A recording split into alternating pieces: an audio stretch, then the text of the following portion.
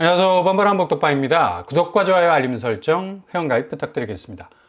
오늘 제2금융권이 사상 최악의 상황을 맞이를 했습니다. 창립 60주년. 그러니까 반세기를 넘었어도 10년이 넘어가는 시점에서 최악의 결과를 손에 받아들었는데 지금까지 계속해서 위기다 반복해서 주변의 경고 시그널이 깜빡거리고 있었는데 이거야말로 정말 엄청난 헤비급 충격이 될 수도 있고요. 아무튼 금융권은 9월 들어서 정말 스스로를 추스르기도 힘든 상황으로 빠져들고 있는데 바로 새마을금고가 창립 60주년 만에 최악의 적자에 빠지게 됐습니다. 뱅크런 위기까지 겪으면서 겨우겨우 추스르는 모습을 보이기도 했었고요.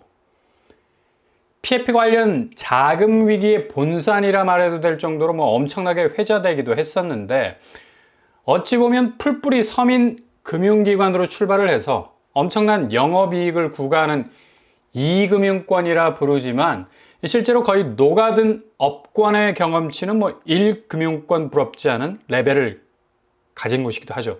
심각한 적자의 늪은 이제 정말 헤어나올 수 없을 정도인가 라는 물음을 던질 정도로 아마 가을맞이 한국 부동산 위기의 또 하나의 중요한 축이 될 수도 있을 것 같습니다. 행안부에서 내놓은 자료에 따르면 전국 1284개 새마을금고가 올해 상반기에 1조 2천억의 순손실을 냈습니다. 순이익이 아니라 반대 개념이죠. 이거 그냥 더하고 빼고 할 것 없이 손실이 덩어리째로 밀려든 건데 다름 아닌 부동산 관련 대출 부실이 산더미처럼 늘어나면서 단위조합과 이 금고의 연체율이 급등하면서 터져나온 손실 적자액이라는 얘기죠. 그것도 조 단위를 넘어선다는 건 금고 형태의 금융권이 과연 감당할 수 있을까라는 생각이 들 정도로 파이가 엄청나게 큰 것으로 나타났는데 이게 심각한 측면이 뭐냐면 갈수록 손실액이 기하급수적으로 늘어나고 있다는 데 있습니다. 작년, 말하자면 전년 동기 대비 새마을금고 손실액은 1200억 정도였고요. 마이너스 1200억도 손실액 치고는 결코 작은 수치가 아닌데 불과 1년이 지난 시점에서 10배가 늘어나 버린 1조 2천억의 손실을 찍었다는 건 정말 아주 심각한 측면이 많다고 볼 수가 있겠죠. 이게 손실 지수가 조금은 낮아지는 추세로 가야 하는데 역으로 스노우볼 수준으로 해가 가면 갈수록 배가가 되는 이것도 2배, 3배 차원이 아니라 더더덜도 할 것 없이 10배가 불어나 버리는 양산으로 가고 있으니 행안부도 적지 않은 당황한 기색이 역력했는데 이런 조 단위의 이 손실액은 창립 1963년에 했으니까 거의 반세기가 훌쩍 넘어버린 시점에서 최악의 손실을 찍게 되는 결과가 나오게 된 것으로 보입니다. 이게 가장 큰 원인이 된 것이 부동산 관련 연체율 증가였는데 이게 거의 태풍의 눈이 될 것으로 보이고요. 당장 해결될 기미가 보이지 않는 부실업체들에 대한 이 공격적인 대출로 인한 자금 회수가 불투명한 상태로 가고 있으니 연체가 지속적으로 누적이 될 수밖에 없고요. 천문학적인 액수로 불어나고 있는 건데 새마을금고의 연체율은 6월 말 기준으로 7.24% 정도. 연체 비율 치고는 상당히 높은 수준이라 볼 수가 있겠죠. 이것도 다달이 뛰는 추세가 뜀틀 발판을 밟는 것 같아서 아찔한 수준입니다. 2.17%가 증가한 지표란 얘기고요. 특히 이 부동산 건설업 대출 관련 연체율이 기존 7%에서 11% 수준으로 올라서고 있다는 것이 가장 심각한 대목이라 볼 수가 있겠죠. 그동안 새마을금고 적자 폭이 베일에 가려져 있어서 그렇지 금감원에서 이제 아예 싹 다 공개하는 쪽으로 가고 있어서 이렇게 적자 폭이 커지는 양상을 그냥 라이브로 볼 수밖에 없는데 PF 관련 문제가 생각보다 체감적으로 볼 때 상당히 심각한 측면이 많다는 얘기죠. 그리고 덩달아서 상호금융권 역시도 역대 최대 규모의 적자를 기록하고 있다는 건데 이건 무슨 동시다발적으로 난리가 난 상황입니다. 상호신용금고 역시도 상당수 PF 사업장에 대출을 내놓은 자금들이 이 연체라는 발목에 딱 붙잡히면서 위기 상황에 빠지고 있는 건데 이렇게 되면 단위 조합의 지점들이 통폐합될 수 있는 수순으로 갈 수도 있을 것으로 보이고요. 1금융권 대출 손절로 인해서 우회적으로 몰릴 수 있는 2금융권 대출도 거의 셧다운 될 가능성 높아서 이제 바이아웃으로 9월로 접어드는 시점에선 부동산 쪽으로 흘러 들어갈 수 있는 자금 줄기가 상당 부분 약화되고 거의 말라갈 가능성이 높다는 얘기죠. 은행들의 대출 규제가 지금 현재 거의 극단적으로 치닫고 있는 상황에 와 있어서 이와 동시에 바로 내일 9월 1일부로 시작이 되는 스트레스 DSR 2단계 본격 시작이 되죠. 집을 급한 마음에 쫓기듯 사려 했던 수요층의 움직임에선 더 이상 집을 마음대로 사기가 더욱 어려워지는 상황이 다가오게 될 거란 얘기죠. 지금 금융권은 거의 초비상 상태에 빠지게 된 거고, 이게 적자 폭이 커지게 되면 이게 수습이 빨리 되지 않고 10배 손실이 불어날 정도로 관망하는 쪽으로 가게 된다면 걷잡을 수 없는 상황이 발생할 수도 있는 위기가 올 수 있다는 얘기죠. 특히 스트레스 DSR 2단계가 거의 부동산 쪽 부분에서 정책적인 대출 블로킹이기 때문에 거의 부동산 판세는 하락 쪽으로 확 기울어질 가능성이 높다는 얘기입니다. 어차피 지금까지의 거래 동선들은 실수요자들이 죄다 만들어 놓은 장세이기 때문에 이거 손에 잡히는 자금이 거의 난세를 만나게 되면 제너럴 이순신도 없는 상황에서 그냥 이빨이 아닌 잇몸으로 버텨야 하는 건데, 그 잇몸 역할을 해줬던 것이 바로 저금리의 정책 대출이었는데 이게 급브레이크를 밟으면서 스트레스 DSR 2단계로 확장이 되는 국면이니까, 특히나 은행들이 평균적인 DSR 2단계 시행으로 1.2% 정도의 가상금리가 붙는 것으로 끝이 나는 것이 아니라 은행 각자가 대출 조절을 하게 된다면 DSR 한도는 더욱더 빡빡해지죠. 최대 1억 7천까지 대출 한도가 쪼그라들 수 있는 경우도 생겨서 6월과 7월 한창 매수세가 급증을 하던 시기에 집을 사서 자금을 준비하는 사람들에게는 억 하는 소리가 나올 수밖에 없다는 얘기입니다. 그래서 집값은 더욱 하강 국면을 몇 배에 체감되는 속도로 움직이게 할 가능성 아주 크다는 얘기죠. 벌써부터 이런 조짐은 이미 2주 전부터 솔솔 연기가 피어오르기 시작을 했고요. 막상 대출 조이기가 본격 시작되기 전부터 서울 아파트값 상승폭은 축소가 되고 있었어요. 그만큼 심리가 빨리 움직인다는 거고, 그동안 2달간의 상승세는 영향가가 별로 없었던 신기루에 가까운 단기적 상승세 흔들기였다는 것을 여실히 보여주고 있죠. 정말 반등, 상승, 불장이었다면 이렇게 빨리 진화가 될 수 있을까요? 대부분의 전문가들이 내년까지 집값은 아주 강하게 치고 나갈 거라는 예상을 내놨었는데 죄다 그 궤적들이 그 말들을 무시하고 말머리를 돌리고 있습니다. 그만큼 착시 현상은 상승장에서 강할 수밖에 없는 게, 현장의 거래가 밀어올리는 집값 상승 분위기보다는 심리가 밀어올리는 호가 상승 분위기가 훨씬 많았기 때문에 벌어진 일이라 볼 수가 있다는 얘기죠. 그래서 하강 국면이 훨씬 빨리 오는 거고 낙폭도 상당히 커질 수밖에 없다는 결론이 나올 수밖에 없다는 얘기죠.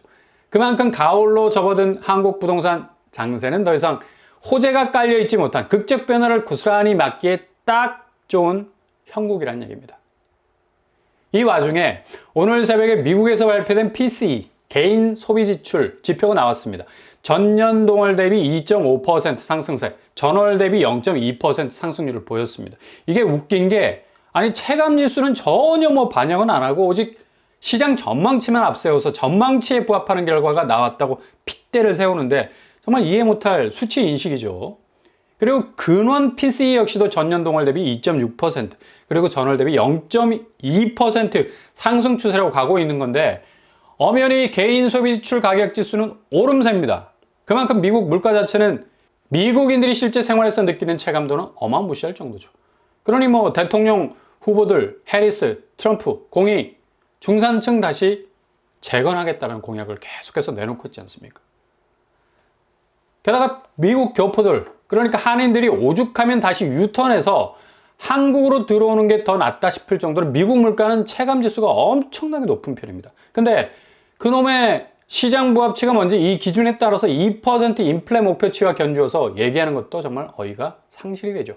그래서 미 연준이 금리 인하하기가 용이할 거라는 얘기들이 흘러 들어오는데 천만에이션, 만만에이션. 설령 연준이 기준금리를 인하하더라도 시장에 주는 영향은 미미할 뿐만 아니라 한국은 이제 반대로 달려가야 할 이 극강의 부채 위기를 안고 있어서 초반에 말씀드린 이금융권 위기는 거의 PF 사태가 코앞에 왔다는 걸 인지할 정도의 사태가 터진 건데, 아무리 미국의 완화적인 금리 조치가 내려져도 한국은 끝없이 금리는 달려야 하는 상황입니다. 게다가 미국 경기 침체를 막을 만한 비책도 못 되죠. 기준금리 인하가. 아마 기준금리 인하를 하게 되면 더욱 최악의 상황이 연출될 것 같고요. 물가는 갑작스럽게 역으로 튀게 될 겁니다. 오히려 인하 시그널이 아무런 경제 상황의 진전을 만들어낼 만한 힘이 못 되기 때문에, 게다가 증시 역시도 상당 부분 뒤로 처질 가능성도 높고요. 오히려 지금 연준은 물가보단 고용 상황에 대한 포인트로 관심사가 옮겨갔다고 본인들 스스로가 말할 정도인데, 미국 경제 침체 상황에 대해서 대비하는 움직임 보이고 있는 거고요. PCE 지수가 시장에 부합되었다는 포인트만 부각이 됐지, 실제로 미국 실업수당 신규 청구 건수가 23만 1000건으로 전망치보다 웃돌고 있다는 건 묻히고 있다는 사실입니다. 그러니 미 연준이 빅컷을 하기에는 너무 부담스러운 거라. 고용시장 지표가 불편하게 느껴질 수밖에 없는 거죠. 그리고 계속 실업수당 청구 건수는 186만 건으로 직전주보다 13,000건이 더 늘어나는, 거의 3년 만에 가장 높은 수준으로 치솟고 있는 걸 볼 수가 있습니다. 왜 실업 청구 건수가 포인트냐? 지난번 미국 증시를 뒤엎어 버렸던 가장 중요한 요인 중 하나가 그만큼 미국 경기가 침체로 가는 국면에 있다는 걸 여실히 보여주는 실업률이었는데, 증시의 자금들이 화들짝 놀라서 죄다 다 빠져나갔었잖아요. 이게 기준금리를 빨리 인하해서 경기를 부양하는 쪽으로 움직이게 하는 요인이 될 수도 있지만, 실은 금리 인하가 전혀 시장 경제에 도움이 안 될 수 있는 침체 지표로 작용하기 때문에 심각한 거죠. 미국 경기가 그만큼 급속도로 식어간다는 반증이기도 한데, 미 연준이 B컷 0.5% 금리를 내리지 못하는 이유도 이렇게 큰 규모로 금리를 움직이게 된다는 건 결국 미국의 침체 국면을 인정하는 꼴이 되기 때문에 이거 절대 하지 않을 것으로 보이고요. 아무튼 미국 상황이 물가 지표 하나만 보고 판단하기에는 복잡 미묘하게 꼬여 있다는 걸 볼 수가 있습니다. 가장 중요한 기저의 움직임은 고용시장이 여전히 불안정하다는 사실이죠. 파월도 인터뷰 내내 이제 물가보단 고용지표에 더욱 집중할 필요가 있다고 누누이 강조를 했습니다.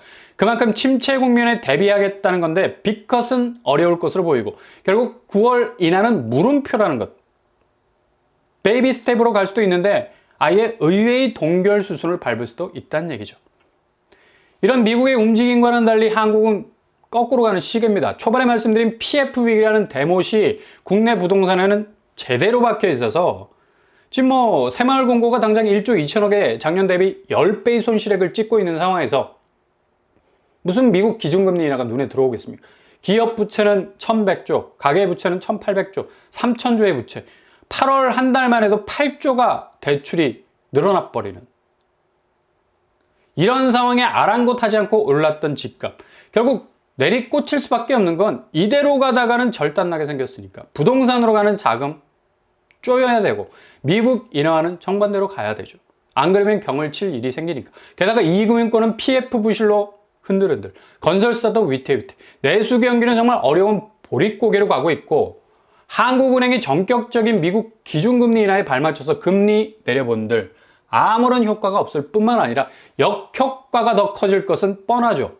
이미 빚 문제로 내수 경기가 거의 다 헤어진 상태인데 이걸 바늘로 기울 수도 없는 거고, 그러니 한국은 독특한 자산 시장의 변화를 자체적으로 겪을 뿐만 아니라 그렇게 미국의 기준금리나 역효과라는 경기 침체 국면을 정면으로 맞닥뜨릴 수도 있는 위기도 맞이할 가능성이 있어서 유례없는 집값 상황의 진면목이 고스란히 드러날 수 있다는 얘기입니다. 바로 9월이 공포의 분기점이 될 가능성 높다는 얘기죠. 잘 지켜보시되 틈새가 분명 벌어질 타이밍이 올 겁니다. 높은 고점에서 진입을 서둘렀던 6월, 7월에 매수세가 아닌 저점에서 여유롭게 진입하는 기회가 급작스럽게 문을 열기 시작할 때 그 기회를 잡으실 수 있길 바랍니다.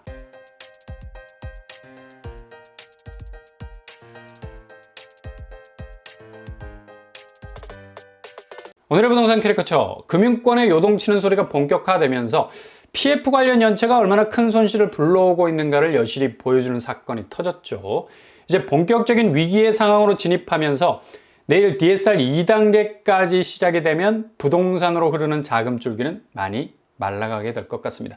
미국의 변화는 곧바로 한국 집값에 영향을 줄 거고 기준금리나 상관없는 한국 상황은 금융시장의 대변화에 큰 충격을 또한 받을 것으로 전망이 됩니다. 오늘도 응원합니다. 항상 여러분의 길이 꽃길만 되실 수 있기를 바랍니다. 이상 오빤불 한복덕발 마치겠습니다. 구독과 좋아요 부탁드립니다. 감사합니다.